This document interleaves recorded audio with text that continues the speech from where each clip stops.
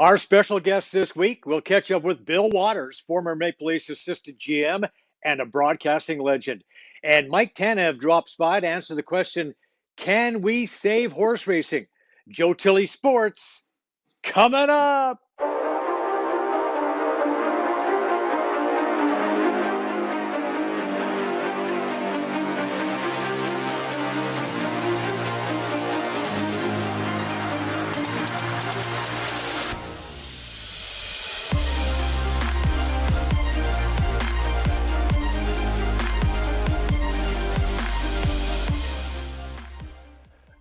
Welcome to the program. Our special guest this week is a native of Orillia. He played fullback and linebacker for the University of Toronto Blues.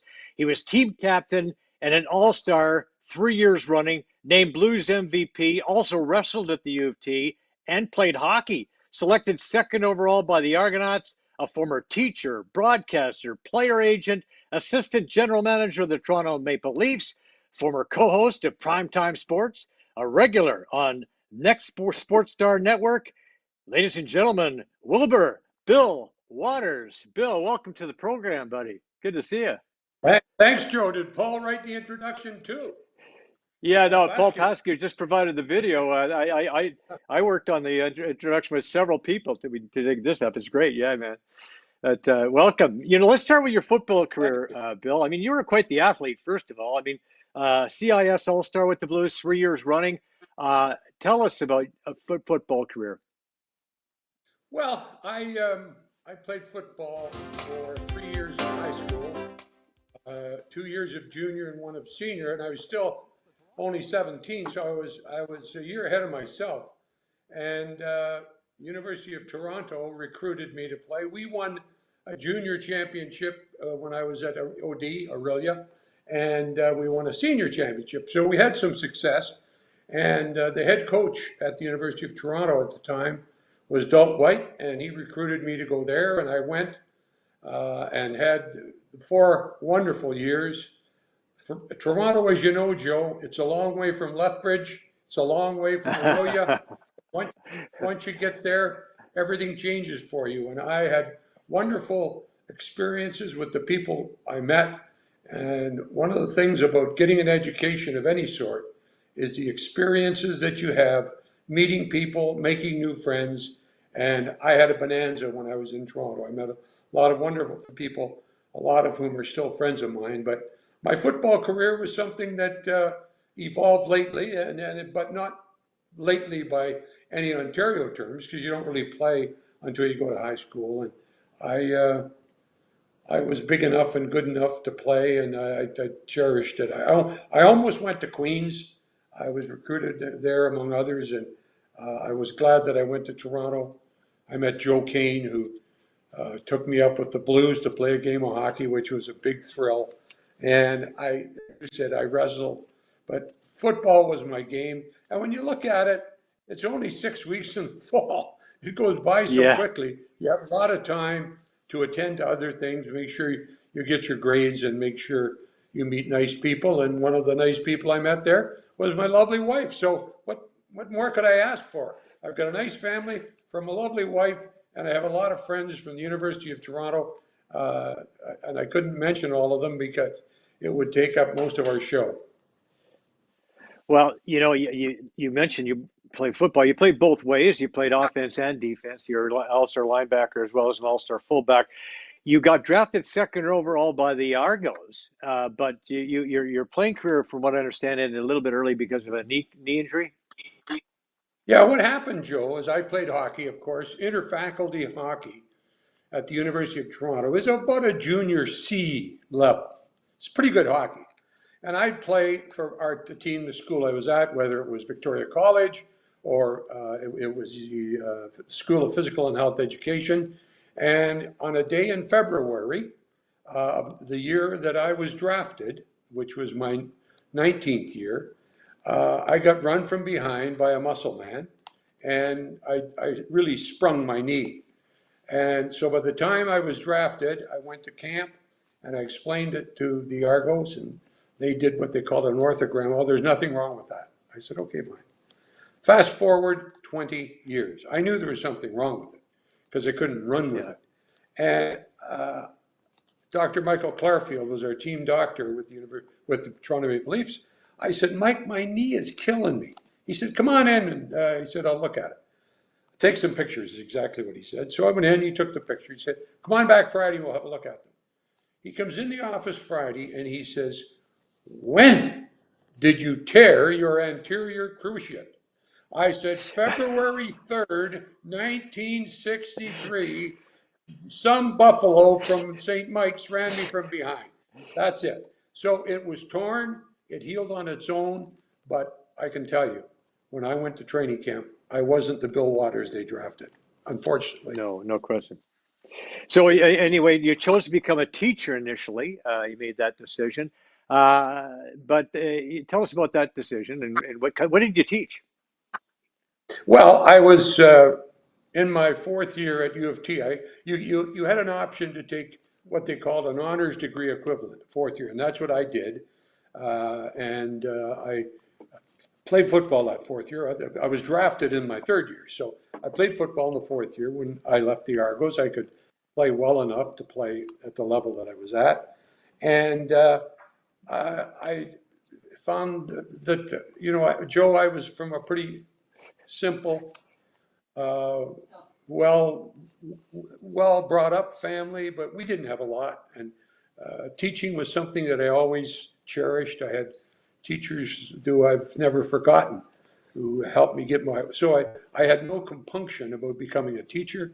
And so I got a job with a principal at North Toronto Collegiate. His name was Mr. Bud Page, and he hired me. I was just 20. I wasn't even 21 when he hired me. So anyway, I was teaching physical education and mathematics, and I taught for 3 years, and he made me head of the department, which was normally a process of 10 years. And I knew that I was in trouble because I had a lot of friends that were trying to be heads of departments that were older and had a lot more experience. But anyway, he pushed it through, and I got the job. And then I guess my fifth year, so I was starting my fifth year teaching, when I decided that I wanted to do something else. And I think I love the coaching. I didn't like to have to go to work at 7:30, watch the rest of them come in at 8 o'clock, and stay until 7 and watch the rest leave at 4:30. So I thought, this isn't fair. But anyway, I'm enjoying what I'm doing. And that's when I found out that the Walton Sports Camp, which I had worked at the summer before as a summer job, was looking to hire a new director. Tom Watt was becoming the coach of the hockey team at the U of T. And he was the fellow who had been, anyway, I got that job, and all of a sudden I'm working for Alan Eagleson, Mike Walton, and Bobby Orr, and my whole life begins to spin because it was a wonderful one. And it was something that I had a lot of fun at. I worked for 10 years with Al. Bobby and Mike are still friends of mine. Bobby lives down in Florida. I see him on occasion, talk to him all the time. And so I all of a sudden, from a boy from Orillia who wasn't sure what he was going to do, I taught high school, thought I had enough, moved on to work with Alan Eagleson, and the rest of the time is fairy tale stuff to me. I mean, there was no work involved. It was all play for me. Well, that was pretty good stuff, and you were a good player, agent. I mean, Rick Five talks about you in his book, and I know Joyce liked the work you did with the Five family as well, and matter of fact, you wrote the forward to this book. Tell us about what made you choose to leave that business because you were successful at it. You're good at it, and yet you moved on to broadcasting and eventually assistant general manager of the Well, league. I did it, Joe, from 1969. So it's probably Christmas or January 170. I started, and I didn't leave it or make a change until I started my own business in 80, and I ran that Right. through till 86 or 87 before I sold my business to Rick Curran, who is today one of the top agents in the business. And he had worked for me at the Walton Sports Camp and subsequently worked for me in the agent business. And I told him that when the time comes, you're going to be offered a chance to be a partner, because I never got that opportunity. Otherwise, you'll probably still be in the same place. So anyway, that was Right. that. Rick became a partner. Rick bought me out, and I became a radio personality. I use the term personality in the loosest sense of the term, as you know that, Joe. And I loved every second of it. I worked at CJCL and worked with Bob McCowan at Primetime.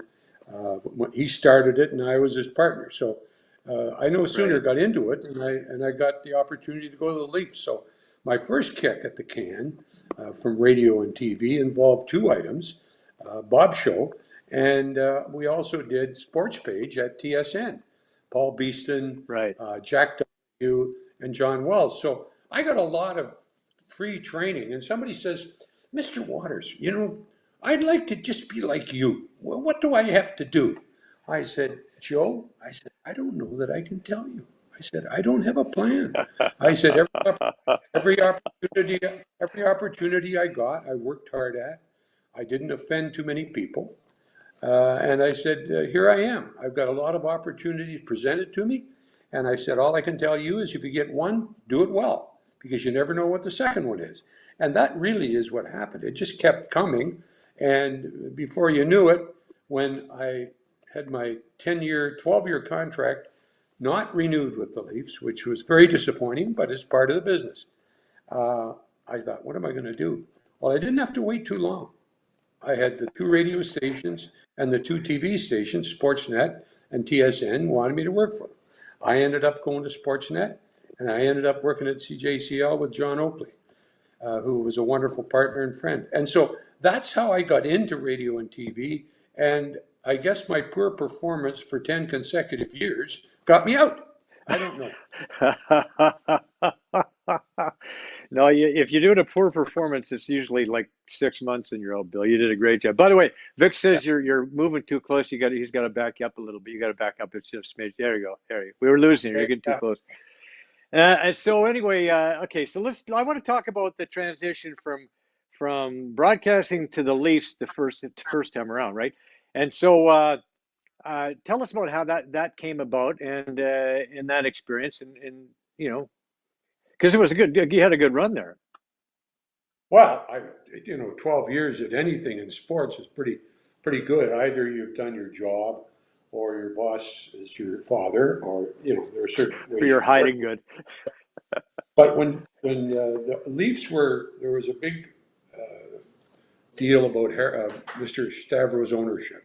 Mr. Ballard had died, and I, of course, was a radio broadcaster for the Leafs, so I knew all the players. And at the end, I became Harold's friend. Not in spite of the fact he fired me 3 times, but each time he fired me, the people that owned the Leaf rights said, no, we want him on. Okay, so I stayed on. But then when Harold passed and the ownership was in dispute, there was a lot of rumors around town, as you know, Joe. And I had heard that I looked at one of the guys was an accountant whose name eludes me now, but he was a Maritimer. And I said, if he gets the chief executive job, Al McNeil's getting the job. So, and I wanted, to work as an assistant and get involved. So I made a call to the Calgary Flames. I said, Al McNeil, please. And, the phone rings here. Hello? I said, hi, Al. It's not Al, Willie, it's Cliff. I said, oh, Cliff. So, so I said, here's what I'm thinking, Cliff. He said, well, Willie, I can tell you that Al is not going to Toronto. Now, if I'd been smart, I knew then who was. But I Yes. said, well, okay. He said, are you interested? I said, yeah, I'm very interested. He said, well, I may have some things changing here, and if they do, I'll give you a call. Sure enough, he got the job. Gives me a call. He said, Willie, I don't know if I've got the job. I have to meet with the new owner, and if he doesn't like me, I'm just taking my money and leaving. I said, okay. So anyway, I'm still doing the radio. Joe and I are up in Montreal doing a game. It was the 75th anniversary. We had the old hats on, the sweaters. And we're walking back to the hotel in that one, what the heck is the name of it? But it's got the big mezzanine and is up on top of one of the manufactured buildings. And so I'm walking by and Cliff says, well, hey, he was up at the bar. I said, hi, Cliff. I said, how you doing? So anyway, up we go. Joe and I have a drink with him. And we drink, how much you do. And then he said, oh, Willie, he said, I want you to come down to the room. I go, oh. And so Joe, who was my buddy, Joe's coming with me. He's tagging along. So I say, Joe, I think I'll meet you back at the room. Because Joe and I shared a room. So anyway, Right. and there's nothing more to it than that, Joe. So anyway, Okay. we went to Cliff's room, and he said, here's the deal, Willie. He said, I'm meeting with Steve Stavro on Saturday. He said, I'll call you on Monday if you have a job. Call you Monday if you don't have a job. He called me Monday. He said, Willie, I'd like to hire you. So we go through the details. I signed a 3-year contract, which was the first of 4 that I signed. And I worked there for 12 years. And Joe, if you knew me when I was a child, there's nothing that I wanted more than to be a part of the Maple Leaf organization. And the fact that Cliff gave me that opportunity is something I'll never forget. And I can't repay him. He was wonderful to me as a boss. He taught me a lot about the business. And I just felt that when you have Cliff Fletcher for a friend, keeps his word, treats his people like they're human, and he looks after them when he has to. And Cliff Fletcher did more for me in enhancing my hockey career than anyone. So that was my life with Cliff Fletcher, and that's the shortest synopsis I can give you. Well, that was awesome. I mean, there's the phone call to Al McNeil, right? And that turns out to be the call to Cliff, and it turns out to Yeah, be the door that opened for you to yeah. get that job. Well, It's kind of a funny Cliff, thing. Yeah. yeah. Oh, yeah. It's very coincidental, and Yeah. it was good fortune on my part because had it just been an open bid, there might have been a lot of people apply for that job that Cliff thought could do it better than I. I don't know, but I know that when I talked to him, I knew that if there was going to be a job there, he would offer me one. I didn't know what it would be, but I was his assistant for 6 years, and then I was the acting general manager for the last last 4 months when he was replaced. Right. Yeah, Vic says move your camera just a smidge to your right. Just a Move to my smidge to right. your right. No, move the camera a Camera. smidge to your right. Or else move yourself to the left. Either way. Yeah. Yeah. How's that? There you go. Yeah, better. Okay. Maybe even a little more, but that's okay. Because it reminded me of the story. I'll move it. There you Yeah, go. just a smidge more. Just a smidge more. A little more. A little more. Yeah, move it a little more. Is he good, Vic? Let me know. Okay. A little more. Is that good? A little more. A little more. A little more. Okay. Okay, don't move. Is that good? Stay there. Yeah, that's Don't good. move. Yeah. Yeah, because it reminded me of the story, Bill, that when I was working in Lethbridge at CFCN television, and I just out of the blue, and I don't know why, I decided to send a tape to Pat Marsden because I had no intention of going to Toronto or whatever. I just wanted to send a tape to Pat because he was a guy who knew everybody in Canada, and he would be a good guy to send a tape to. And the very next day, which was crazy, Fergie Oliver went into his office and quit, and Pat had just happened to see my tape, and it's one of those things you just never know what's going to happen when you No, you don't. put those feelers out, Well, right? it's funny. The coincidence and the commonality is interesting to point out. Pat Marsden and Cliff Fletcher were very good friends. From the Right. Ottawa-Montreal days, he was supervising the Ottawa 60, not the 67, junior Canadians, when they had the junior Canadians in the Central Professional League. And Cliff spent a lot of time in Ottawa, so he really knew Pat well. They were good friends. Right. That's a lot of crazy connections that just happen that way, right? Oh, I was surprised Cliff had spent so much time with Pat that he was still alive to tell the story. But he was. He was good. He survived, Pat. Right. We had a lot of good times back then, Bill. I'll tell you. Um, Oh yeah. the I want to talk a little bit more about going to go back to the broadcasting thing for a bit, and then come back to Leafs. Um, you did the primetime sports with the Bobcat. What are some of your best memories working on that show and working with Bonesy on the radio? Well, I've only worked with Bob uh, for about a year. Bob was a real pro. I enjoyed Bob. He had a sense of humor. He didn't take himself too seriously, at least with me alone. Like we were just two people in a booth, and so I enjoyed Bob. And then when I, of course, got the opportunity with the Leafs, I jumped at it, and I had already worked 6 years with Joe as the color commentator on the radio. So my years with Joe were just fantastic. We decided that we're being paid so little that the best deal was to share a room and share the expenses. And I'll tell you the best bargain in North America. It's the St. Louis Marriott attached to the old baseball stadium. And for 19 bucks, the two of you could have the room. 950 a head. In a metropolitan city was unheard of. But that was Right. our spot. But we had a lot of laughs along the way.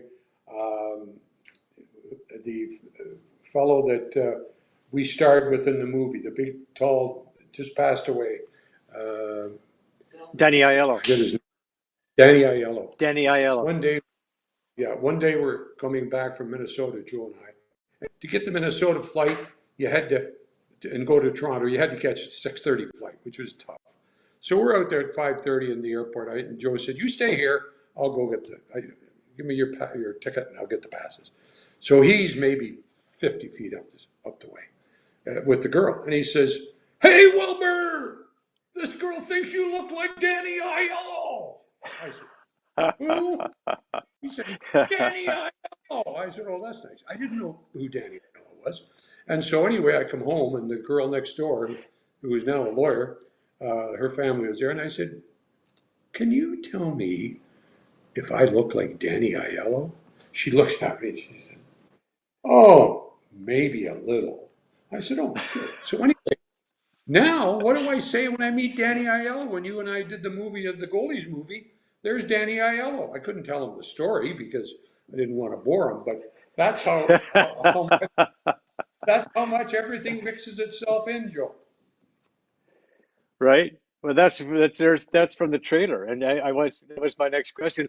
Well, interesting. St. Louis is, of course, a town you used to go to frequently because back then the Leafs were in the North Division. They would frequent St. Louis, and as Oh part of yeah. the deal. So you made a lot of trips there. So the $19 room was an awesome thing.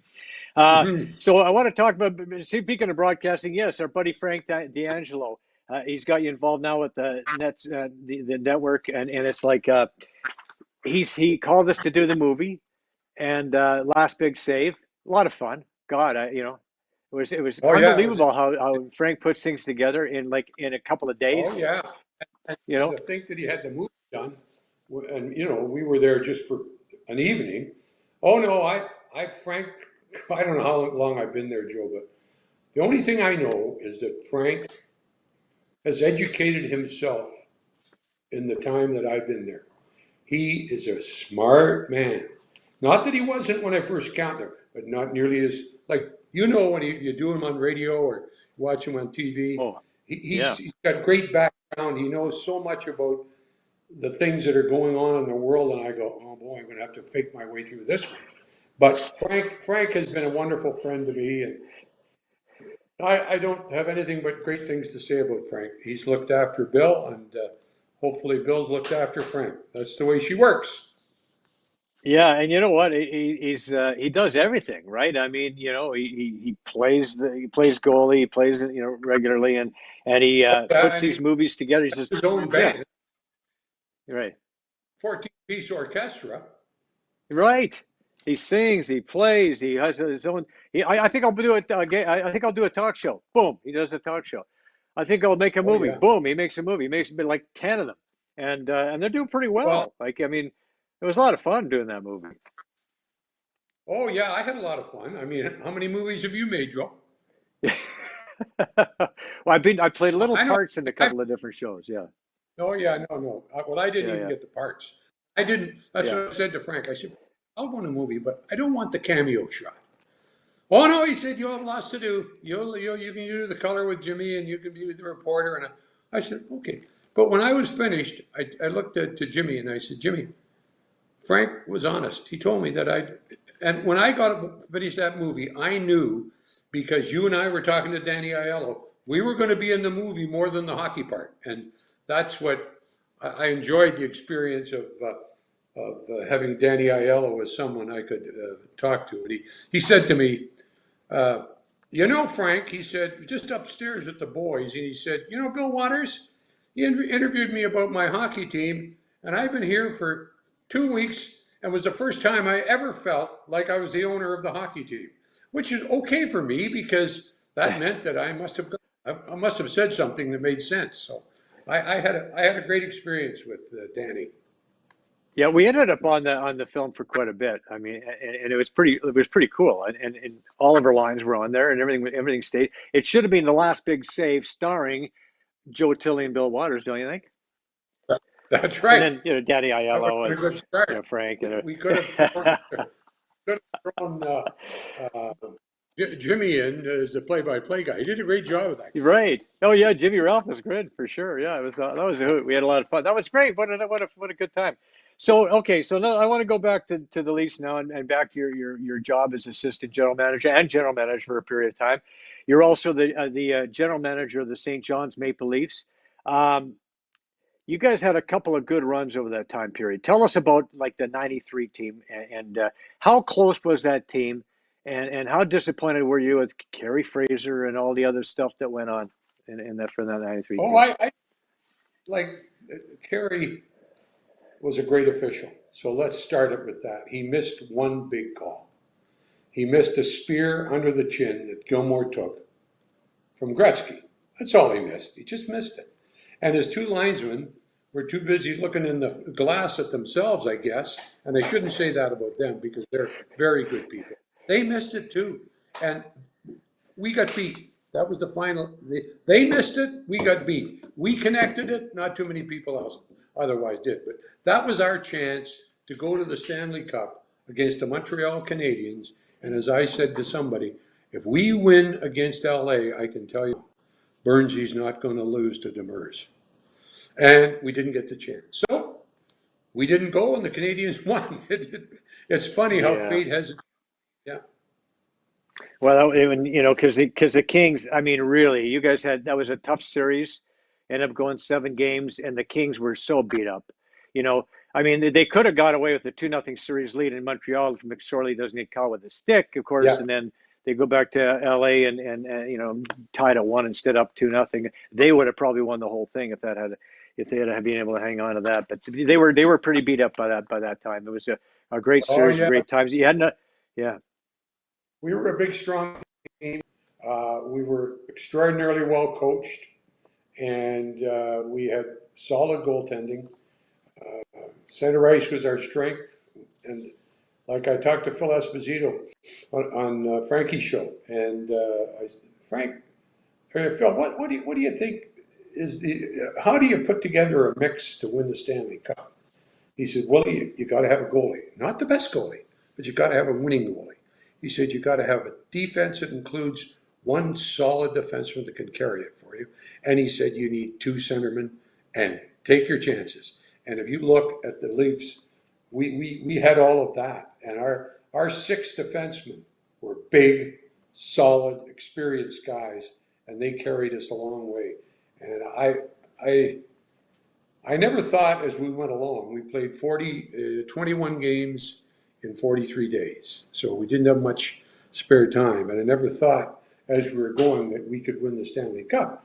But each team you knock down, you're that step much closer. And that's why I say to people, don't rule out your team's chance of winning. Because once they get in the second round, they can go right through. That's what Montreal did with the goalie.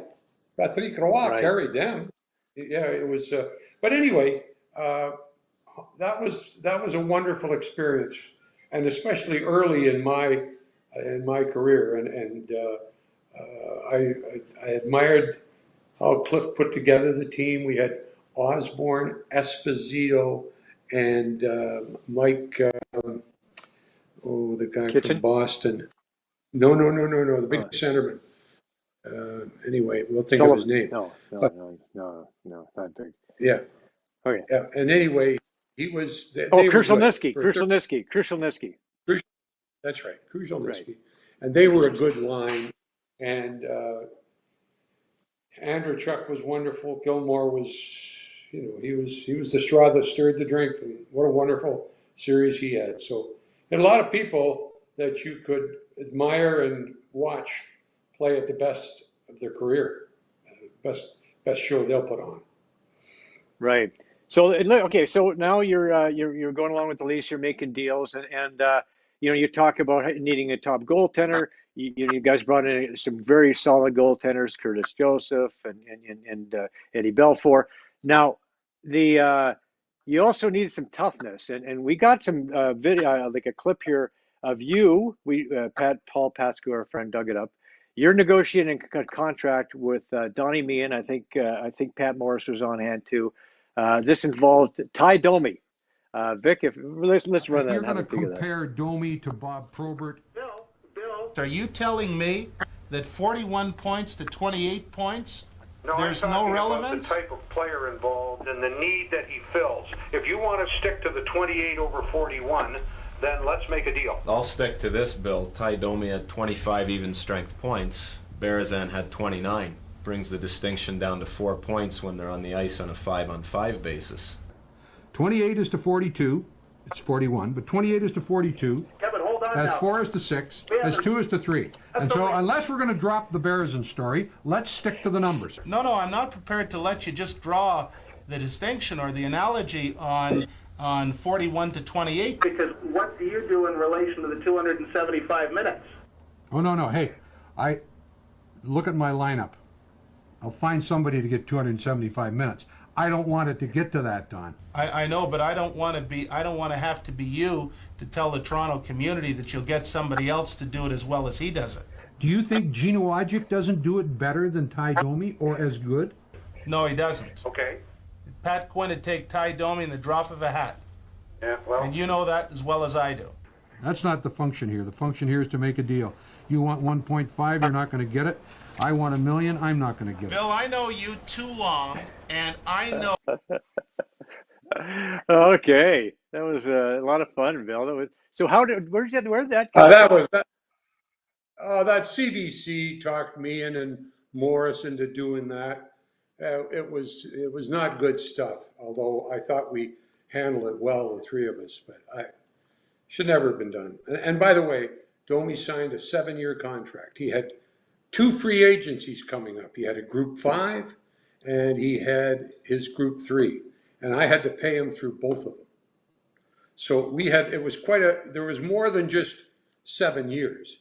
There was 7 years with a free agency after the first 4, and then another free agency after the next 2, or whatever it was. But he was very popular with the fans. Ty was very popular, and Right. he had a very good way with the owners of the team, and in the end, we signed him for the last time. My last signing was with the Leafs, and it was not the way I want to do business, but I ended up doing the contract, and he was signed, and for 2 months. Right. It was kind of weird there, but I thought the way you handled it, 20 is to 42 is 4 is to 6, and Sergei Berezin. I mean, making those comparisons, it was quite. I thought it was kind of entertaining, but it was weird. I've never. More interesting than I thought of it at the time. That was for sure. Yeah. Right. Yeah. So now, any deals you're looking back on that you thought what your favorite deal to do, best deal you ever did? What was your favorite deal? Oh, I thought the Sundin deal was the best deal.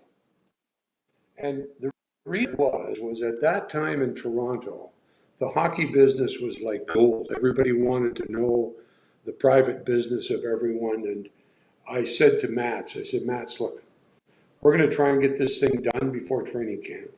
And I'd like to keep it between you and I and your representative. And he said, fine, Bill. So anyway, we went well into the summer. We were almost had the deal done. Nobody knew a thing about it. Mats had gone to Sweden for summer. I was sitting on what I had, and I get a call from one of the Sun reporters. And he says, hey, Willie, he said, I understand you've almost got the Sundin deal done. I said, no, we're working on it, and we have been all summer. Okay, that slowed him down a bit.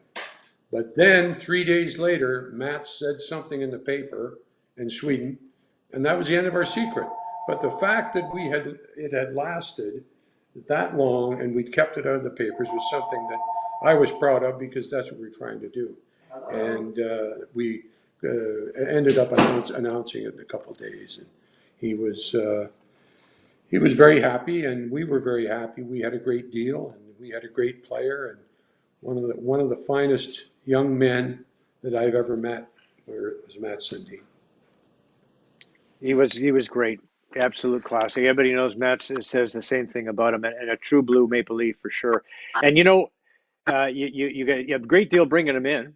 I mean, you end up giving up Wendell Clark for him, but you end up getting Wendell back anyway. So it worked out perfectly well. And Sundin was a great player. So now I want to talk about this year's team, and where you're seeing the Leafs now, because I know you watch them. I know you're a fan, and let's talk about the team this year.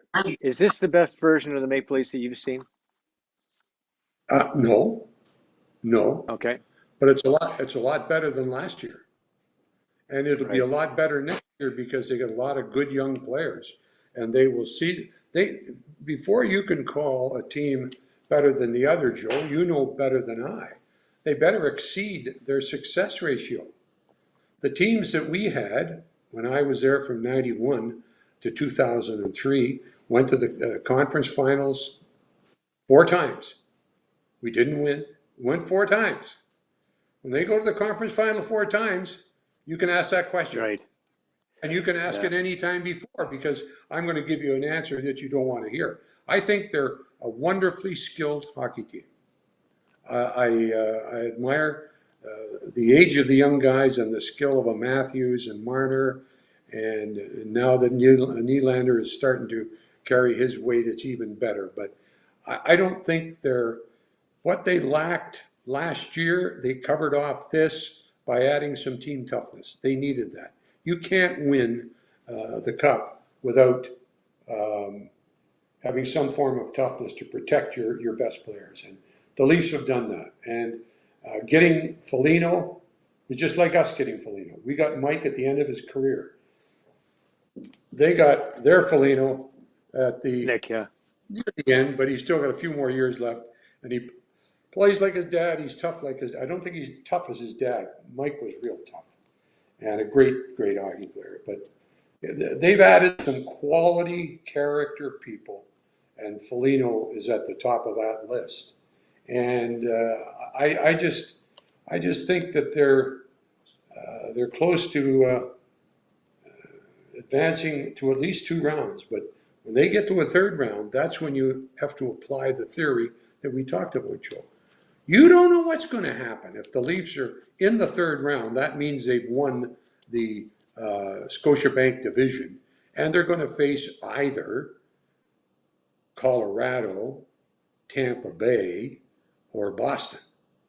Now, is that going to make them a great team? I'll tell you, if they beat Boston, or if they beat one of them, if they go to the Stanley Cup final, that's one place that we weren't.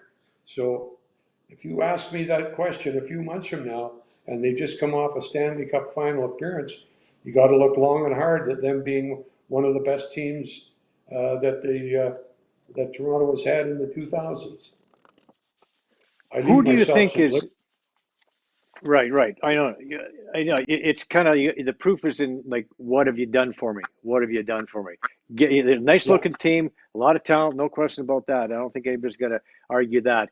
But what do you think about, talk about toughness? What do you think about Foligno fighting Perry after Perry, inadvertently ran into Tavares. Well, I think you have to know that Perry has a history, and so I think Foligno played with him in junior, and he's seen him. I mean, it was accidental. Everyone says that, and so do I. I have no reason, but Perry has been chippy, and Foligno said that was a bit much. Let's do this, and that's a tradition I'd like them to get out of hockey. There's no need for that. Whether you want to accuse him of intention or not, it was not there sufficient to go out and fight. And Perry can't fight anyway. So I didn't think much of it. I just thought that Foligno had to do it because their guy was on the ice, and there were a lot of people had the same thought in their mind. I didn't play with him, so I don't know. I've just seen him play, and I accept it as being accidental, and I surely hope it was. Yeah. Yeah, well, I think most of us believe it was, and I guess that's all we can say. But some people will argue that by Foligno fighting him, it ends it. It puts an end to it, right? Well, that's part of it. Yeah, that's part of it. But why should Foligno have to fight him? I mean, if it's not intentional, it's accidental.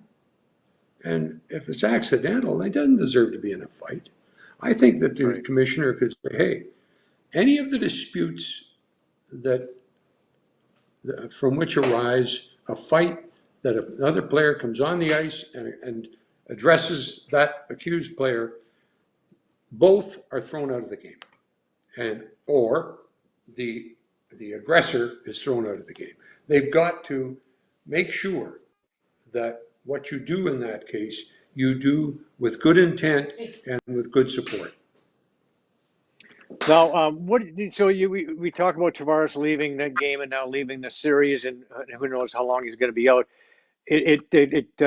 Key forms a line with Kerfoot, Galchenyuk, and Nylander turns around and scores 4 goals in 4 games. Right. Are you impressed with that line? What makes that line work? Well, I'm impressed with Galchenyuk. Here's a guy who got a goal and 2 in the last game, and he was in Montreal and he was in the same situation. He was drafted as a left winger, and they put him to center. Montreal has not had the center ice that they used to have when they had Béliveau, Richard, Lemaire, Elmer Locke way back when. They don't have any centermen that can score. They don't have any centermen that can make plays. And that's why the Leafs can beat them 2-0, 1-0, 2-1 until the cows come home. You shouldn't be able to be beaten by like that in your home rink. You've got to score. That's the game. The game of hockey is putting pucks in the net. And Montreal is in dire straits when it comes to that. So I just feel that the Montreal team, as much as they work hard, they could play the Leafs for 100 games and they would never get into the 70s in wins. Are you surprised that Winnipeg got past Edmonton, particularly in a sweep? Well, the sweep was a very significant surprise, but Winnipeg winning was not a complete surprise. Paul is one of the best coaches in the league as far as I'm concerned, and I knew he'd have Winnipeg ready. And when you look at his team, his goaltending is better. His defense is the same, maybe a little better because Edmonton's not that good. But his forwards, they just kill the two big boys on Edmonton. And Edmonton has not protected their 2 top players. And they go out, score 2, get 4 points. Nobody else helps them. And it's terribly frustrating for them, sure.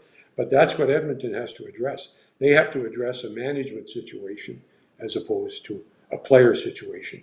Although their lack of depth is a function of bad management. Okay, let's assume that the Leafs get by Montreal because it really looks that way. You look at that Habs bench at the end of that game 4 game 4, and they look pretty beat. And this is in their building, look pretty dejected. I'm going to assume the Leafs get past the Habs, but we can't ever make that assumption for sure. However, let's say they get past the Habs. Do they have what it takes to beat Winnipeg? I mean, Connor Hellebuyck has been in their heads a little bit. Oh no, they've got a great. Did you watch them when they went in there and played Winnipeg 2 games straight? They just manhandled. Right. They just manhandled. Yeah. But the Leafs are a puck possession team. They don't like to be checked. They don't like to be slashed. They don't like that style of hockey. And so they lose a bit of their edge on that. If they can focus on what they do best, puck possession, get it, don't let them take it away from you.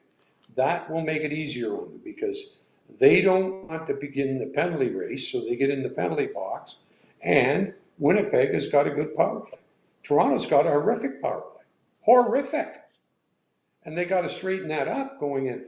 But having worked for the Leafs for 12 years, and as a boy, the Maple Leafs were my team, I knew every Leaf that played. And for me to say that Winnipeg is going to beat Toronto is not even close to the truth. I think the Leafs have the potential of beating Winnipeg as long as they don't beat themselves. And by beating themselves is a reaction to the physicality that Winnipeg can bring with those big forwards. They've got good size. Jack Campbell can get it done. Jack Campbell. You got faith in Jack? Yeah. Yeah, well, I don't. Jack Campbell was drafted by the Dallas Stars, first round pick. Didn't play a game. Didn't play much in the minors. Jack Campbell went to the Kings. Didn't play. Played in the minors. Jack Campbell played his first playoff game after, I think, 10 or 11 years. It wasn't I didn't have faith in him. I had faith in him. I called my buddy Joe Bowen. I said, Joe, what do you think of Campbell? He said, I'm just going to tell you a quick story, Willie. 2 years ago, when we acquired, we being the collective team and the home broadcaster, when we acquired Soupy, he said, Bill Ranford came up to me. He said, hey, Joe, how's my boy Campbell doing down there? Joe said, oh, he just got there. I think he's playing a couple of games in the minors. He said, Joe, put your money on it. He'll be their number one guy within 2 years. This guy is a goalie. When I heard that, I thought, well, Billy Ranford's not an agent. He doesn't have any reason to. He's out of that, but he was not in it. And Joe, I know Joe well enough. He wouldn't distort the facts. And when Billy Ranford tells you that, I put a lot of faith in it. So I didn't know how good Soupy Campbell was. I made the mistakes of following his experience and his statistics with the two teams that he played with before, which is a normal way of doing it. And unfortunately for Soupy, he didn't do much. But now he has done a lot, and he's done it very well. And Joe, he will be a big part of them moving forward because as they move, it gets tougher. And his goaltending will have to be NHL playoff caliber. And like he's the first goalie to get an NHL shutout since Johnny Bauer. That's the company he's keeping now. Right. No, he's impressed the hell out of me, man. He's just he's got the great attitude. He's unflappable, totally unflappable. He had a couple of blips earlier in the season, but he came back from that, and he's been great. And his players, the other players love him. You know, he was buried behind Jonathan Quick, you know, in LA. What are you going to do? Quick was, winning Stanley Cups, and it's pretty hard to, But now that he's getting his chance, it's great. Well, Bill, I just want to say I want to thank you for taking the time to join us on the show. It's been awesome catching up with you. As a guest on the Joe Tilley Sports Show, we have a Forceman club link for you, so you can get out there and knock around the small ball, or give it to Brad if you want, whatever you want to do. It's all good with me. And I want to thank you once again. It's been great, and thanks for being here. Mike Tanev is going to join us next, and remember, we're all in it together. You got it. Thanks, buddy. We're all fortunate to be in it together and have the fun we've had. And it was a great time with you, Joe, and thanks for having me on. Thanks, Billy. Promotional consideration provided by ClubLink. ClubLink. One membership, more golf.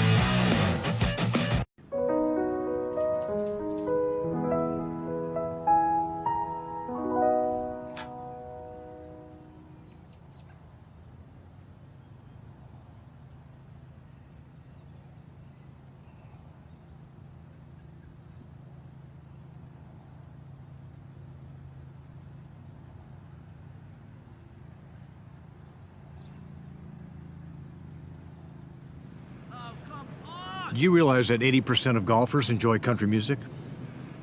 Really? No, but 100% of golfers enjoy timely play. And that means being ready when it's your turn.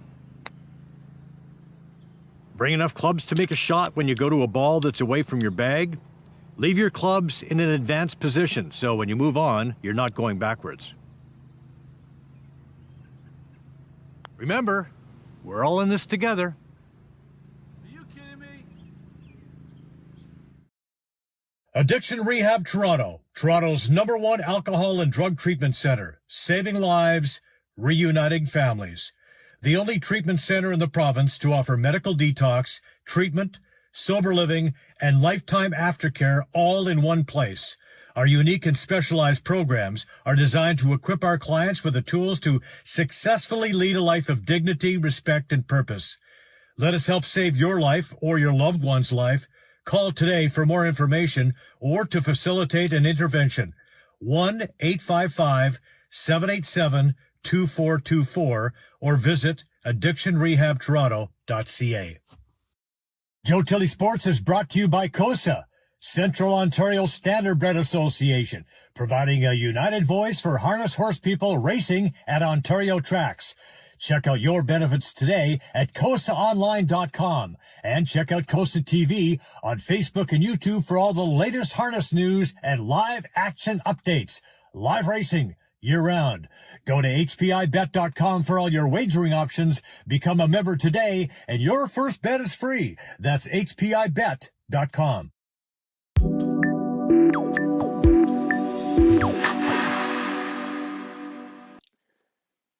Welcome back to the program. You know, one of the many industries that have been affected by the pandemic, of course, is horse racing, particularly harness racing. Ontario tracks are still closed despite having an impeccable record with COVID and being an outdoor activity. Now, joining me now is Mike Tanev, owner of MT Stables.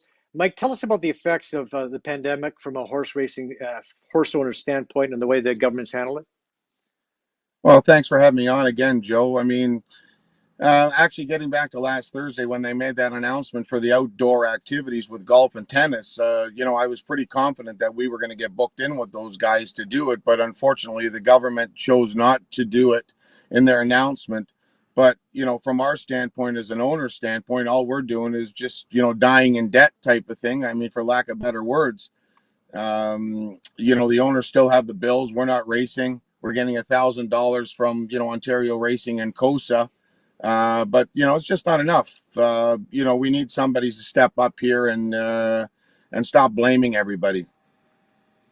Well, you've got an excellent job, an excellent track record. When racing was going on before, 10, 11 races, 10, 11 races a night, like 100 horses on the track a night, zero transmissions of COVID. What would you like to see, change? How would you like to see the government handle this? What should they be doing?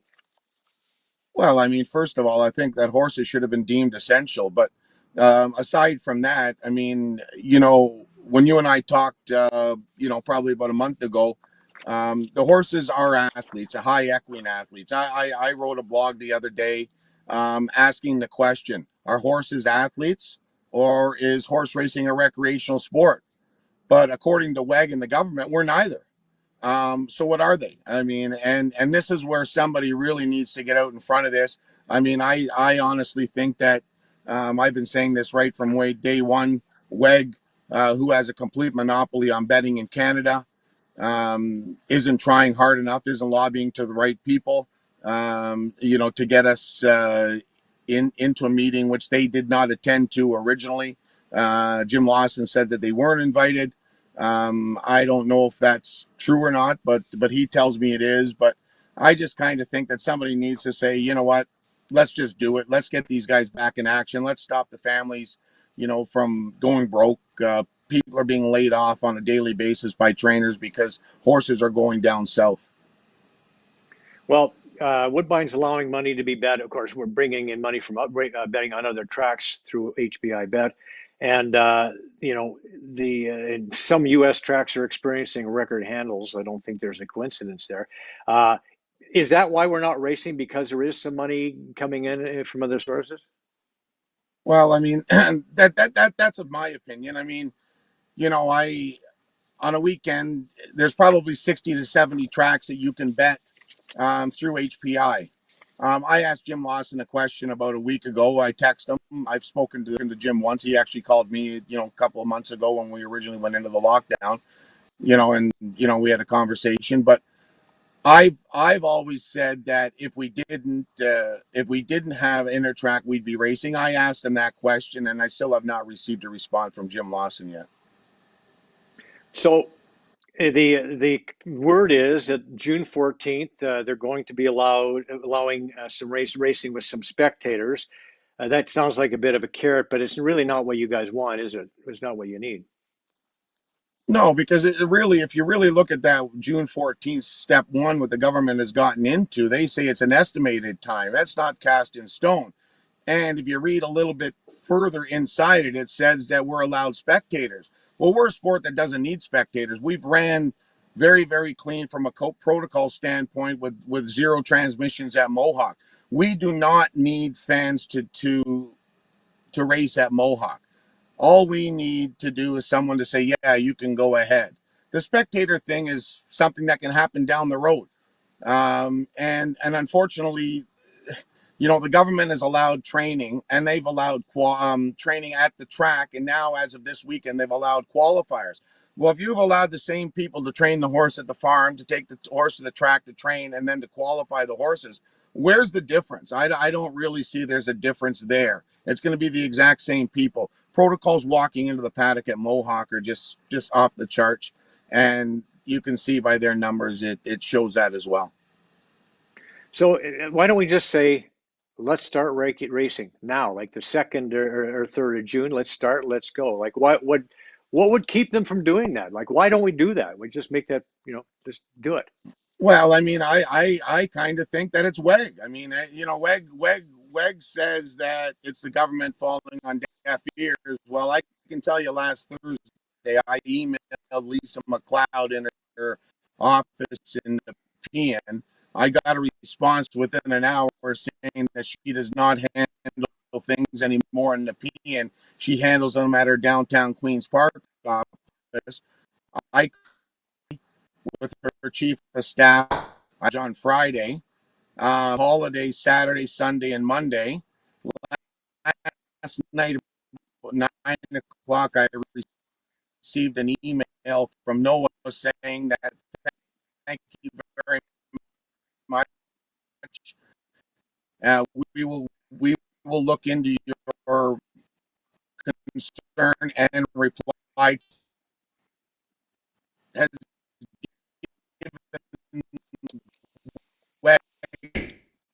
and all of a sudden I get a response, but yeah, WEG, who's part of the you're breaking up.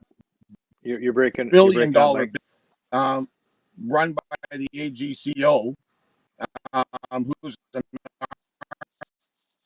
government, can't get a hold of anybody in the government, and that to me doesn't make Yeah, I can't hear you. You can't hear you, Mike. You're breaking up. I'm going to see. Hopefully, I'm just going to talk a little bit here, and hopefully your connection will improve as in the next minute or so. But okay, so what I want to ask is, okay, so we got golf, tennis, soccer back. What's the difference between golf, tennis, soccer, and racing? We've got NHL and AHL hockey. Now, these are the high performance athletes you're talking about. And now, after the original meeting, I know that the AHL was made exempt after that original meeting. So if they can make the AHL exempt after that original meeting, why wouldn't they be able to make harness racing exempt, at horse racing of all kinds exempt? Now, you want to talk whether they're elite athletes or not.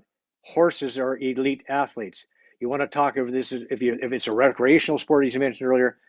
Horse racing, yeah, can look at it. If you want to look at it as a recreational sport, then it should be an outdoor recreational sport and it should be allowed as other sports are. If it's a high performance sport like the NHL and the AHL, then they should be allowed in horse racing as well.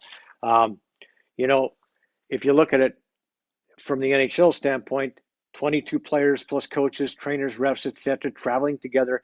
How can you possibly think that that is safer than socially distanced racing? Racing is naturally socially distant. You're in a buggy. You're behind a horse. You know, you're at least 6 feet apart.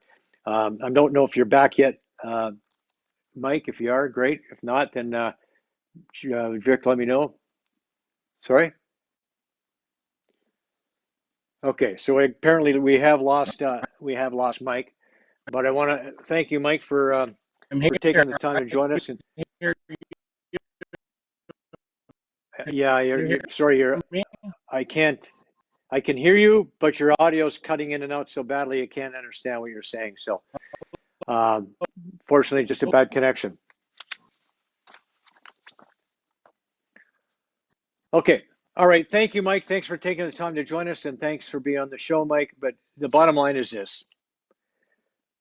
We should be racing horses. If you can qualify horses, if you can train horses, there is zero difference between qualifying and training and racing. And what this is doing is having a grave effect on everybody involved in the harness racing industry. It's affecting families. You know, people like Bill O'Donnell at COSA. You know, he's a guy who grew up in the harness racing industry. 30,000 people in this business rely on harness, are in the business relying on the sport to be running. 30,000 people in this province paying taxes, relying on harness racing, you know, relying on the sport, and there's lots of spin-offs as well. So I mean, you know, let's get them racing. There's just no excuse for it. All right. Speaking of which, it's now time for my COSA Swiss pick of the week. Now, last week I was at Yonkers Raceway for Friday night's open trot. I had the number 6 horse in the race, which was Most Interesting Man, coming off a couple of victories. Now, unfortunately, he got off to a terrible start. Most Interesting Man was dead last out of the gate, then got caught behind a slower horse. He tried to find some room, couldn't do it. Give credit, though, to the favorite Mississippi Storm with George Brennan in the buggy getting it done. And but Mississippi Storm, the winner. Most Interesting Man was dead last. This week, we're going to go to Harrah's, Philadelphia for Sunday's Maxi Lee Trot, a $100,000 race. It's the final of the Maxi Lee. I'm going to take It's Academic, driven by Yannick Gingras for trainer Ron Burke. It's Academic has reeled off 3 straight victories and should be able to overcome that tough number 8 post position, very tough post at Philadelphia. Go with Manchego for the 8-5 exactor. My record on the year is now 5 wins, 2 seconds, 2 thirds, a fourth, a fifth, 2 eighths, and a 10th. For all the racing updates, visit Costa TV on Facebook. Ontario Racing is holding an online seminar on owning a racehorse. Go to OntarioRacing.com/horse ownership. Go to HPI Bet for your wagering options.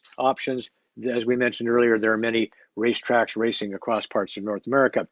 It was a rough week for the Blue Jays, dropping 5 games in a row. The offense just wasn't too bad, actually, but the bullpen was, well, atrocious.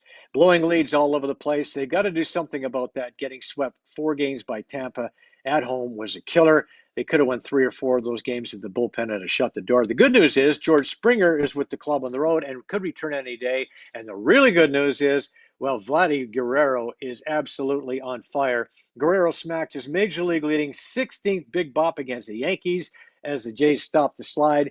We might be looking at an MVP winner, folks. It's been a long time since the NBA championship has been this wide open.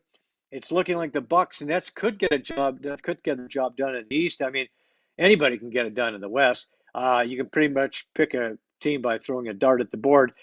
I can't say I'm sad to say that the Clippers are down 2-0 to the Mavs. The Claw should have stayed in Toronto. By the way, I'll stick with my preseason pick, Nets over the Lakers. What a job by Phil the Thrill. Kept waiting for the wind to come on the lefty sails, but just never happened. On 16, he outdrove Brooks Koepka and Bryson DeChambeau. Had the longest drive of the day on 16. Not bad for a 50-year-old. And he was absolutely brilliant at Kiowa Island. Then there was absolute bedlam there. It didn't see much social distancing, folks. Mickelson finishes 6 under to become the oldest man to win a major. He turns 51 next month. his 6th major, 2nd PGA title. None of us picked Phil in our picks in our pool last week, Rod Black and Humble Howard, but I have to tell you, I did clean up. All 3 of my picks, plus my 2 long shots, all made the cut. None of Howard's top 3 made it. 1 of Rod's made it. We'll have the boys back in a couple of weeks to preview the U.S. Open. What do you think? Can Phil pull off another stunner? I don't think so. Anyway, a reminder about our weekly contest, the Joe Tilley Sports Contest. We're giving away 12 awesome Mitch Marner t-shirts, 3 collector sports prints from the talented artist Rob McDougall. You can enjoy all of Rob's work at robmcdougall.com. We still got a couple left to enter. Simply subscribe to Joe Tilley on YouTube. It's easy. It's free. Good luck. And we're going to close the show with a look at the folks who make this all possible. These are friends, trusted business associates, all-around great folks, and I highly recommend them all. A reminder that the show is also available on the Spanglish Network and Zingo TV and the Fire Network. Thanks once again to Bill Waters and Mike Tanev for being with us on the show today. Sorry about the technical difficulties. Thank you for watching. We'll see you next week when former Leafs GM Gord Stellick joins the program. We'll see you then. Get Aldo at RE/MAX Crossroads. Do you want to buy or sell a home? Could 31 years of real estate experience help you? Why not speak to an amazing team that loves to overpromise and overdeliver? Call 416-GET-ALDO or visit www.getaldo.com to find out what next level real estate looks like. RS Demolition and Excavation has extensive experience with complete teardowns and interior strip-outs. Looking to build a custom home? RS Excavating Services has the experience you need to build in established neighborhoods. For the highest level of quality and cost-efficient results, we provide innovative demolition solutions completed on time and on budget while ensuring our #1 priority, safety. Call 647-852-3006 for an estimate or visit rsdemolition.ca. Brian Gribben Insurance Planning, helping you solidify your financial future. At BGIP, what we do that's unique in the marketplace is we show people how to spend and enjoy their money in their early years of retirement without the fear of running out. Also, we're able to do this without you having to change financial advisors. Please look us up at bgip.ca today, and let's book a 30-minute phone call to see how we can bring value to you and your family in your planning. Call Brian today for all your retirement needs. We did. 905-686-5678. Gold Line Resources, discovering high-grade gold in Sweden. Gold Line Resources owns a prospective portfolio of 4 high-grade gold exploration projects located on the Gold Line mineral belt of north-central Sweden, and 1 gold exploration project in the Skellefteå belt of north-central Sweden. For more information on how you can invest in this new initiative, go to goldlineresources.com or call 1-800-858-9710. Gold Line Resources can also be found on the TSX Ventures Exchange as GLDL. Looking for an advantage in choosing your investment options? Belmont Venture Capital will provide you with the best up-to-date opportunities in the mid-cap and junior sector. The company was formed 12 and a half years ago and is spearheaded by 2 seasoned veterans of the financial markets with over 80 years combined experience. Go to BelmontVentureCapital.com today for the latest hot picks on the market. And don't forget to sign up for the newsletter. BelmontVentureCapital.com. Brought to you by MNP, one of Canada's leaders in national accounting as well as tax and business consulting. We proudly serve and respond to the needs of clients in the private, public, and not-for-profit sectors. Through partner-led engagements, we provide a collaborative, cost-effective approach to doing business and personalized strategies, helping people and organizations succeed across the country and around the world. Call MNP's Durham office today, 905-579-5531, or go to mnp.ca.